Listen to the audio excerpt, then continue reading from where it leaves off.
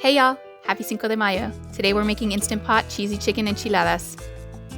We're gonna use our favorite enchilada sauce, put some Mexican blend cheese inside, top it with sour cream, shredded lettuce, tomatoes, and avocados.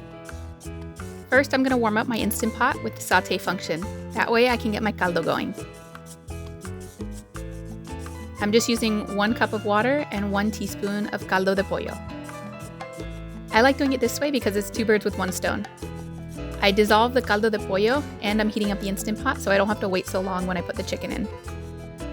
Here I'm just using 3 chicken breasts. They're a little frozen but mainly thawed. We're having a potluck, so I'm also doing another batch with chicken thighs. Both are cooked the same way and they turn out so good, so use either one. Set your Instant Pot to sealing and pressure cook for 9 minutes. The chicken is all cooked and shredded. Now here's my secret. Add your caldo or your chicken broth back in. That way it keeps it nice and moist before you roll it up. Now I'm going to show you the other little secret to making the best enchiladas. Both cans of enchilada sauce go into your saucepan on low to warm it up. In another pan, put about 2 cups of vegetable oil. We're going to fry our tortillas a little bit, dip them in the enchilada sauce, and then put them in our pan to roll up. I forgot to show you that we're using tortillas, but I think it's pretty obvious. Guerrero is our favorite brand, just in case you needed any suggestions. My pan wasn't quite hot enough when I did my first tortilla, so I had to flip it a couple of times. But when the oil is hot enough, you only need to fry it for maybe about 5 seconds on each side.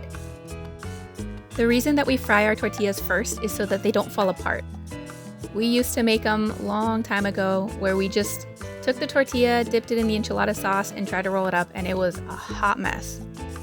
One tip to make this go a little smoother, have 2 sets of tongs, one for the oil and one for the enchilada sauce. My husband and I usually do this together, but he wasn't home, so I was just doing the best I could, and the enchilada sauce kept getting back into the frying pan, and it kept splattering. Now that I have a couple of tortillas prepared, I'll show you how I roll them up. Grab your shredded chicken. Don't be shy, be generous.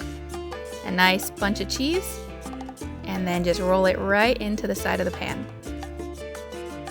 As you keep rolling the enchiladas, it helps to use either the side of the baking dish or the enchilada before it, so that you can really roll it nice and tight. And that way they don't unravel while you're getting the other ones prepped. Don't be shy and squeeze as many as you can in the pan. We'll cover it with enchilada sauce and top it with cheese. Between a 9x13 and an 8x8 pan, I've got 25 enchiladas. Now what we're going to do is we're going to take the leftover enchilada sauce and pour it right on top. Oh, it makes such a difference. Don't feel like it has to be completely smothered like a burrito, but I put a good amount. I didn't use all of it though. Now it's time for the cheese. The kind I'm using is shredded pretty thick, so I'm not going to use a whole ton, not like a lasagna. This will go in the oven at 350 for about 10 to 12 minutes, or just until the cheese is melted, because don't forget everything is already cooked. This small pan just came out of the oven and y'all, it smells so good. Now I'm going to show you how to plate it up. The first piece is always really hard to get out.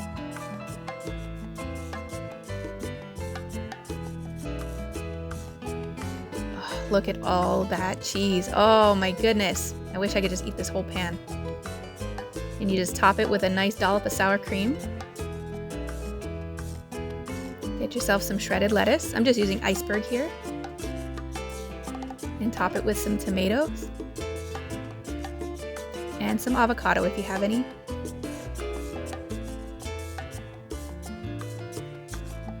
Y'all, look how good this looks. Don't forget to subscribe to see which country's cuisine we'll try next. I hope y'all enjoyed cooking with cariño.